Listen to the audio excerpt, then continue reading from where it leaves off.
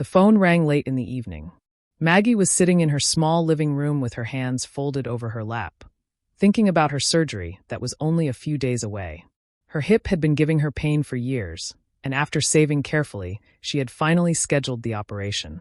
She should have been focused on her recovery, but instead her son's voice shook through the phone. "Mom, please," Daniel's voice cracked. "We're in trouble. We need help right now. If you don't help us, we'll be thrown out of the house. We need $15,000 for the rent. The landlord gave us only 3 days." Maggie froze in her chair. She could hear the sound of muffled crying, then silence, and then Kelsey, her daughter-in-law, whispering in the background. Daniel sounded desperate, more desperate than she had ever heard him. Her heart pounded.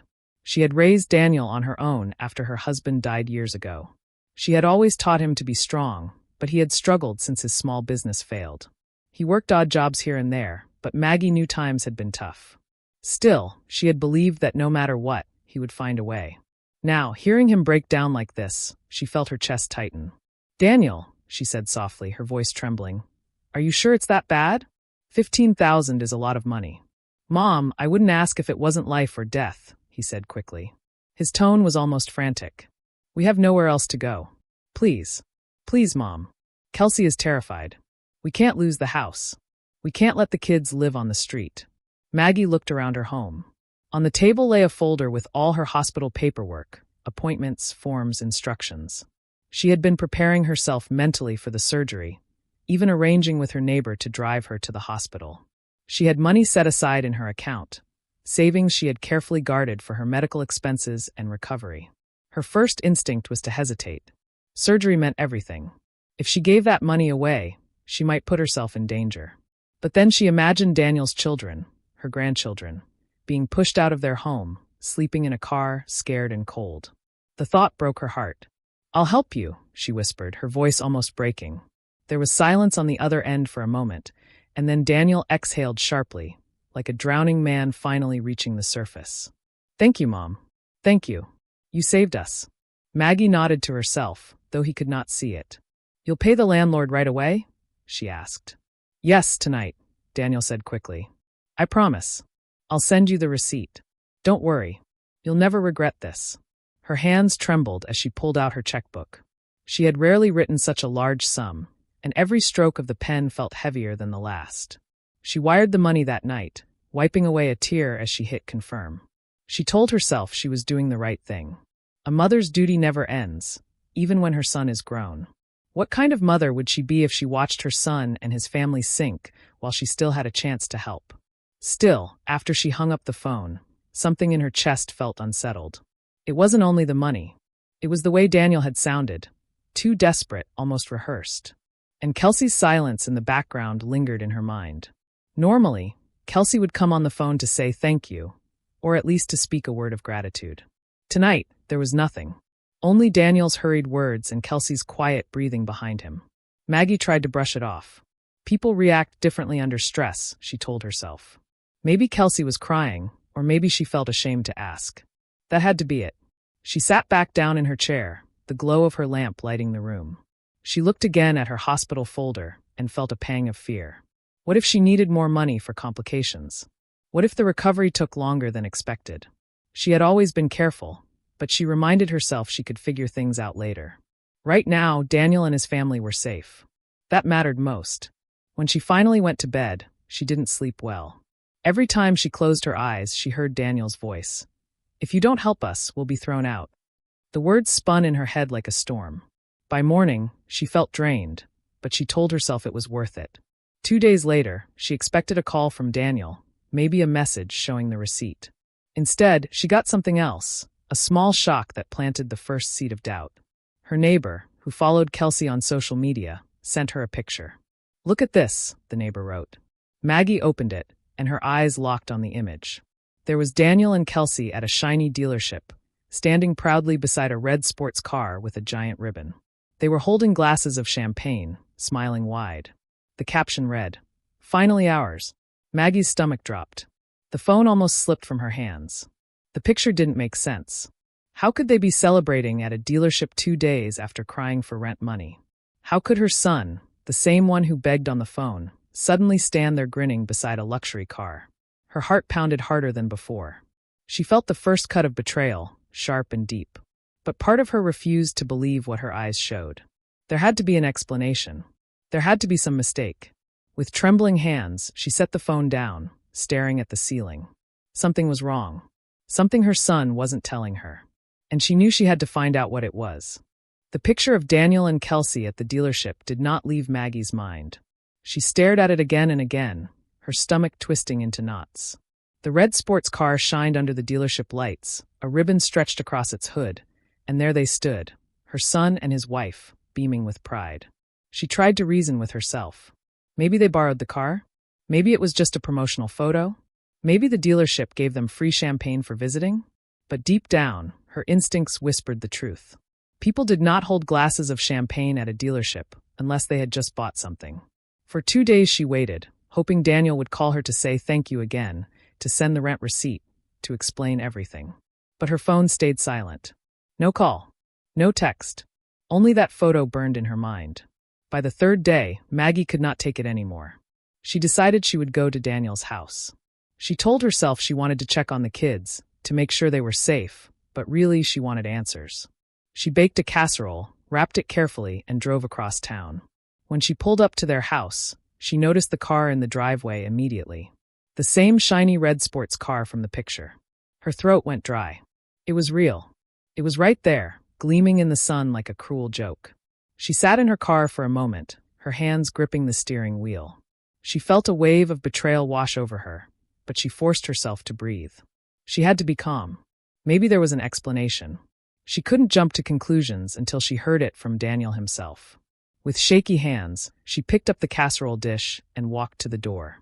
She knocked. Kelsey opened it. The moment their eyes met, Maggie knew. Kelsey's face went pale, her lips parted, and her body stiffened. She looked like someone who had just been caught red-handed. Mom, Kelsey stammered. What are you doing here? I came to see you, Maggie said softly, holding up the casserole. And the children. Kelsey forced a smile that didn't reach her eyes. Oh, you didn't need to. We were just busy. Before she could stop her, Maggie stepped inside. The smell of new leather hit her nose. She glanced around and spotted Daniel at the kitchen table, hunched over some papers. When he saw her, his eyes widened, and his shoulders sank like a boy who had just been scolded. Mom, he said quietly. His voice lacked the desperate tone from the phone call. Now it was heavy with guilt. Maggie's eyes moved to the papers on the table. There was a folder with the dealership's logo stamped across the top. She felt her knees weaken. Slowly, she walked toward the table and looked down. Her heart nearly stopped. On the page was her name, Margaret Hale, typed neatly in the box marked co-applicant. Next to it, a shaky, slanted version of her signature. Her breath caught. She hadn't signed this. She hadn't even known about it. Her hands trembled as she touched the paper. Daniel, she whispered, why is my name on this loan? Daniel's face flushed red. He glanced at Kelsey, who was frozen at the door, gripping the frame with white knuckles. Mom, he started, his voice cracking. Please, I can explain. Kelsey stepped forward quickly. It's not what it looks like, she said, too fast, too defensive. It's an investment. We'll make money from it. We'll pay you back. You won't lose anything. Maggie's mind spun. Her chest tightened. Investment? The word rang in her ears like a cruel echo. The $15,000, she whispered. The money I gave you. It wasn't for rent. Daniel looked down at the floor. He couldn't meet her eyes. The silence between them answered her question more clearly than any words could. Her heart cracked. She had drained her savings, money she had put aside for her surgery, because she believed her son was about to lose his home. And here he was, standing beside a brand new car, using her name to get it. Maggie pressed her hand against her chest, trying to keep herself steady. You lied to me, she said, her voice shaking. Daniel finally looked at her, his eyes wet with tears. Mom, please. I didn't want to. Kelsey, she said it was the only way. We needed good credit. Yours was the only one that would work. I thought. You thought what? Maggie cut in sharply. That you could steal my name? That you could trick me? Kelsey's face twisted. We weren't stealing. It was for the family. This car will bring money. We'll rent it out, we'll make double, triple. You'll see. It's smart. Smart. Maggie's voice rose. You lied to me. You forged my name. You risked everything I've worked for. The room fell into a thick silence. Daniel wiped his eyes, whispering, We'll fix it, Mom. I promise. I'll fix it. But Maggie wasn't sure. In that moment, she realized something terrifying. This wasn't just a mistake. This was a choice. A choice her son and his wife had made together. They had looked at her, the woman who raised him, who sacrificed for him, and decided she was someone they could use. Her hands shook as she closed the folder and pulled it against her chest.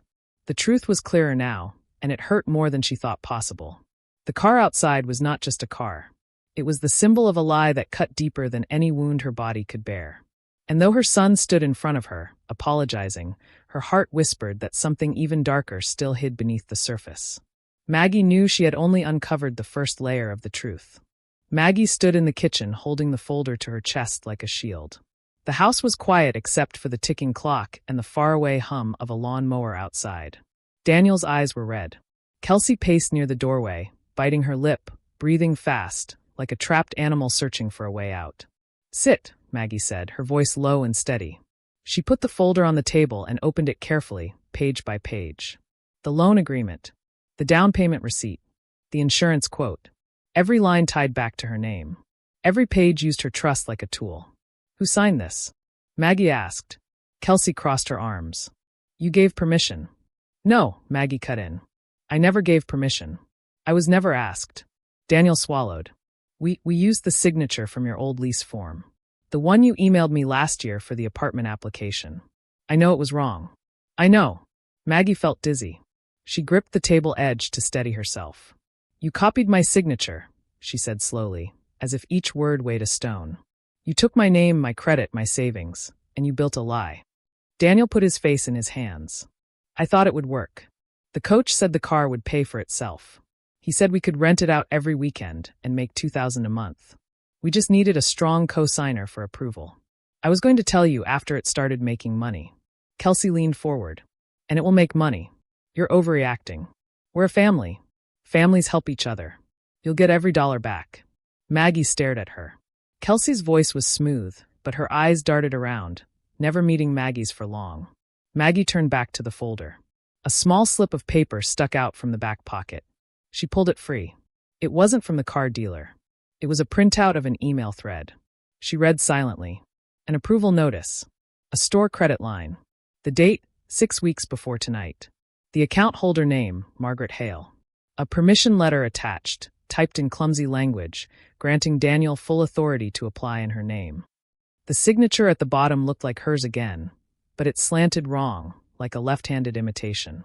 Maggie looked up, her cheeks flushing hot. "You opened another account in my name." Daniel's head snapped up. He glanced at Kelsey. She went very still. "Answer me," Maggie said. "You opened another account in my name before the car." Daniel's voice cracked. "We were behind on bills. The coach said we could buy electronics on store credit, sell them, and roll the cash into the car. It was only to get us started. I thought we could handle it. I thought we could pay it off before you noticed." Maggie's mouth went dry. 6 weeks. For 6 weeks her identity had been a costume they wore when they wanted nicer things. She imagined her credit score slipping, notices she hadn't seen, strange statements going to an old mailbox, her future shrinking without her knowledge. She pressed a hand over her chest and drew a slow breath. "Give me every document," she said quietly. "Everything with my name on it. Now." Daniel stood and pulled open a drawer. Papers slid out in a messy stack. Kelsey tried to scoop some back, but Maggie held out her palm. "All of it." Kelsey released the papers with a small, angry sigh. Maggie sorted the pile into neat lines, her fingers steady now. Names. Numbers. Dates. She took photos with her phone, front and back, page numbers, account IDs. She sent them to her email. Then, with the papers between them like a river they had to cross, she looked at her son. "You told me you were about to be homeless," she said. "You made me choose between my surgery and your roof. You knew I would pick you. And you used that love to take what wasn't yours." Daniel's tears spilled over. "I'm sorry," he whispered. "I'm so sorry, Mom. I panicked. I wanted to fix everything for once." "And you thought lying is fixing?" Maggie asked. "You thought stealing a name is love?" Kelsey's tone sharpened. "It wasn't stealing. It was strategy. The system is unfair. People with good credit get ahead. People without get stuck.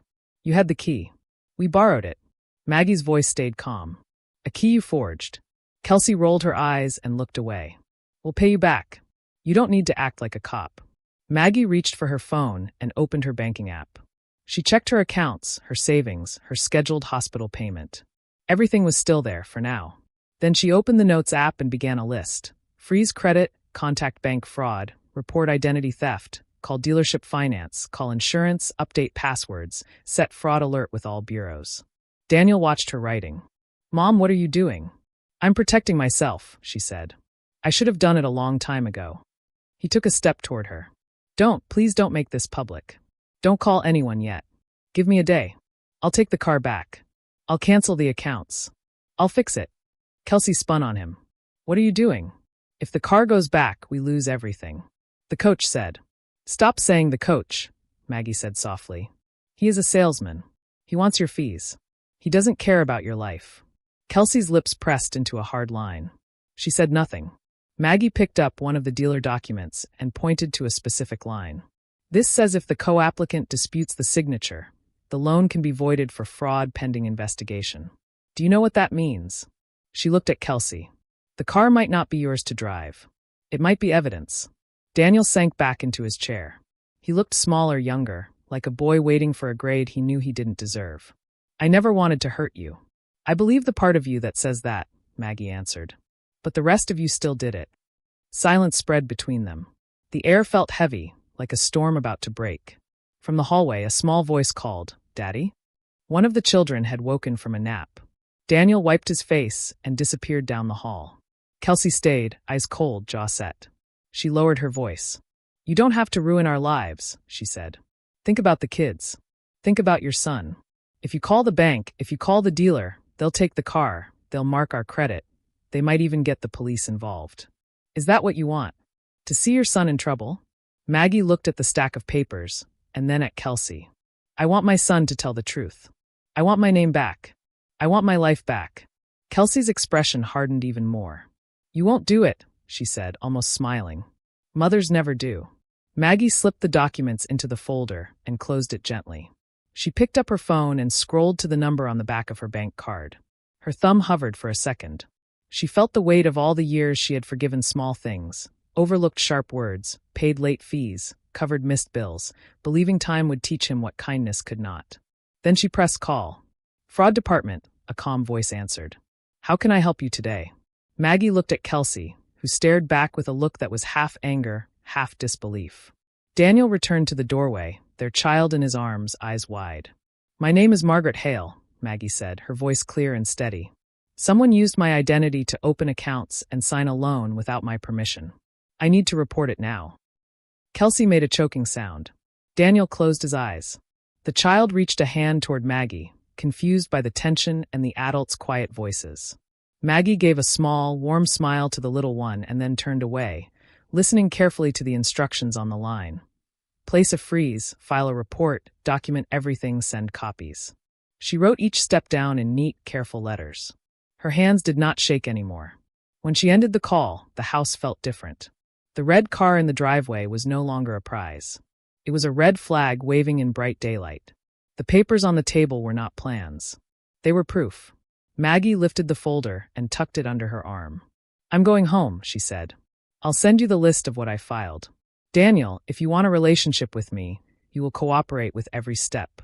Kelsey, I can't help you if you won't help yourselves. Kelsey's mouth opened, then closed. She looked toward the window, toward the car, as if it might answer for her. Daniel nodded slowly, tears on his cheeks. I'll cooperate, he whispered. I will. Maggie walked to the door. The sun was bright, almost too bright, and the red paint on the car nearly hurt her eyes. She paused beside it, laid her fingertips on the cool metal, and felt nothing but distance, between what her son wanted and what he needed to learn. As she drove away, her phone buzzed with the fraud case number. She saved it. Then a second message arrived, from an unknown number, with a screenshot of a message thread between Kelsey and the coach. The last line made Maggie's breath catch. If her credit freezes, move fast. Transfer the title before she can stop it. Maggie tightened her grip on the wheel. The truth wasn't finished. It was moving, and she was ready to face it. The message on Maggie's phone glowed like a warning flare. If her credit freezes, move fast. Transfer the title before she can stop it. She drove straight to her house, sat at the kitchen table, and began making calls. First the credit bureaus, freeze confirmed. Then the bank, fraud case active. Then the dealership finance office. She read them the loan number, the co-applicant box, and the forged signature. The manager's voice changed from polite to careful.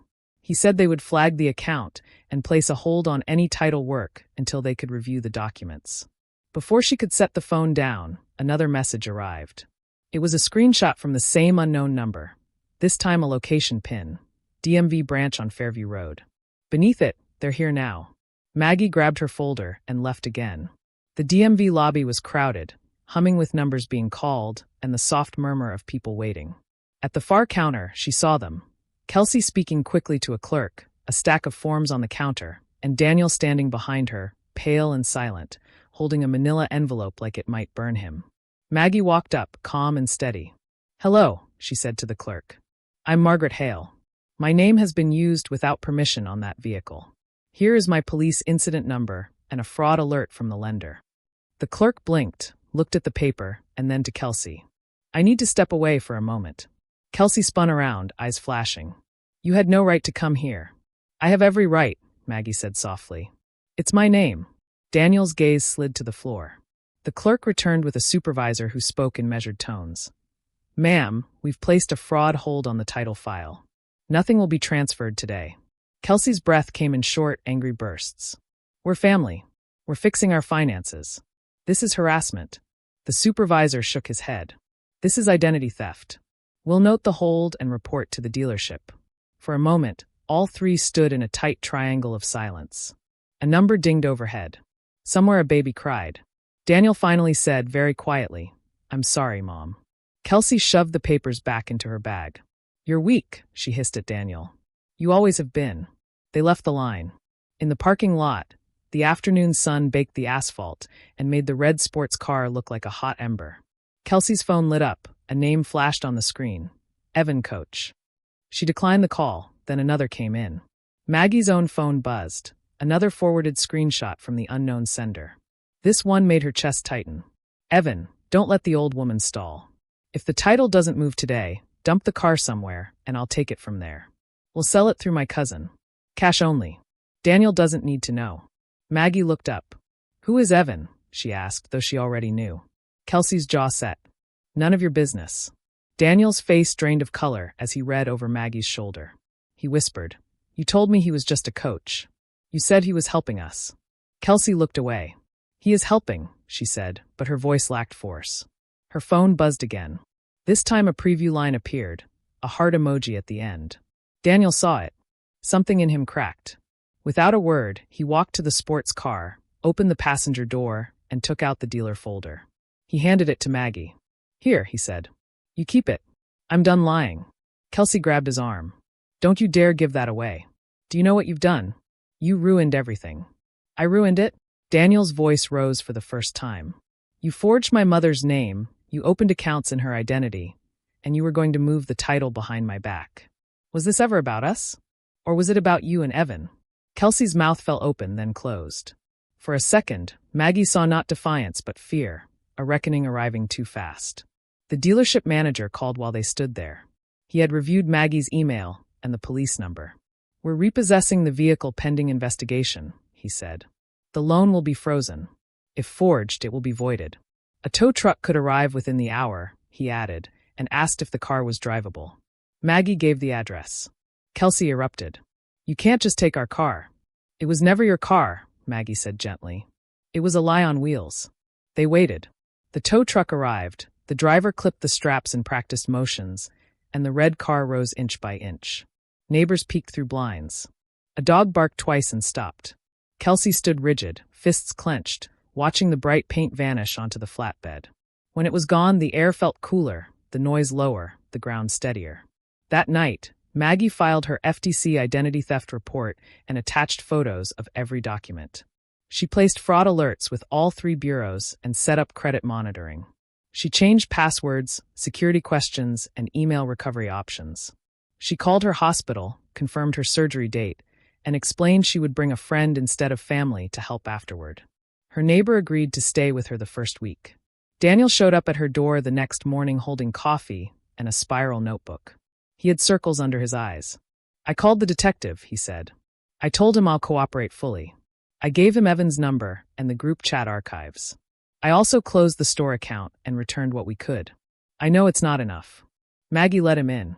They sat at the table, the morning light soft on the wood. I can't undo what you did, she said.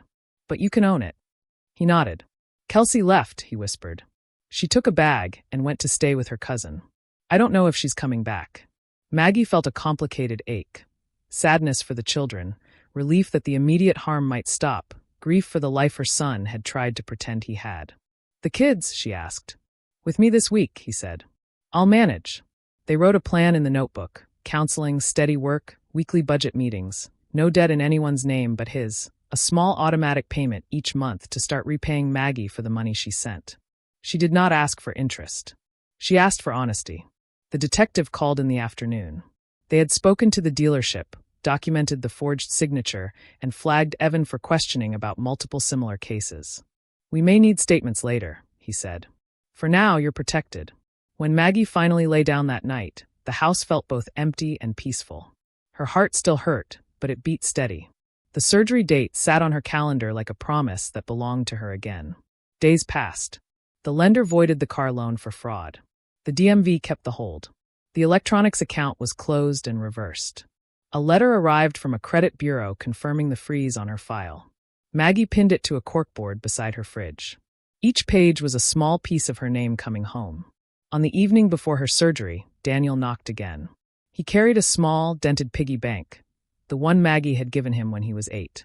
Inside were rolled bills and coins. He placed it on the table. It's a start, he said, voice thick. Maggie smiled, a real one this time. It is, she said. Starts are how we finish. He helped her pack a small bag, a sweater, a book, her glasses. He set his phone face down and did not look at it when it buzzed. The buzzing stopped. Mom, he said, I don't know if I deserve forgiveness. Forgiveness isn't a prize, she answered. It's a path. You walk it. He nodded and wiped his eyes. The next morning, her neighbor drove her to the hospital. As the doors slid open and the cool air met her cheeks, Maggie felt strangely light. She had lost money, nearly lost her credit, and almost lost her trust in the people she loved. But she had found something she had misplaced over years of quiet fear and hopeful excuses. Her boundary. Weeks later, in the soft rhythm of recovery, a final envelope arrived, plain, official, stamped with the dealership's return address. Inside was a single page. Loan voided due to fraud. Co-applicant released of all liability. Below it, a note in pen from the manager. We're reviewing internal processes. Thank you for bringing this to our attention. Maggie set the letter down and breathed out. Her phone buzzed with a text from an unknown number, the same one that had sent the warnings. She tapped it open. I used to work with Evan. I saw what he did to other families. I'm glad you stopped it. Maggie typed, thank you, and put the phone away. That evening, Daniel and the children came by with soup and quiet laughter. The house filled with gentler sounds. No shiny car outside. No lies waiting on a table. Just the ordinary music of spoons, small voices, and a son who was trying one honest step at a time. The twist had hurt. But the truth, steady, plain, and bright, was how they would heal.